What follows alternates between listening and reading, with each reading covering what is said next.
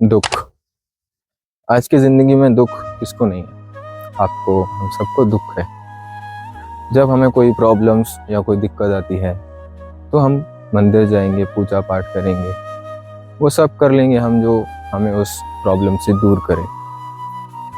तो ऐसे ही जब हमें प्रॉब्लम्स हमारी चली जाती हैं, हम जब खुश हो जाते हैं तो हम वो एक भी चीज़ नहीं करते जो हम प्रॉब्लम्स के टाइम करते हैं। हम भगवान को जो मंदिर जाते थे, प्रार्थनाएं करते थे, वो कुछ भी नहीं करेंगे। तो कुछ लोग गलतफहमी में जी रहे हैं कि जो उनके साथ घूमते फिरते हैं, उनके साथ जो रहते हैं, वो उनके सगे हैं।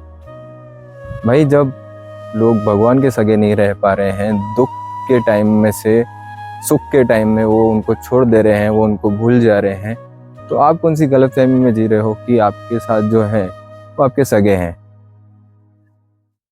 सोचें।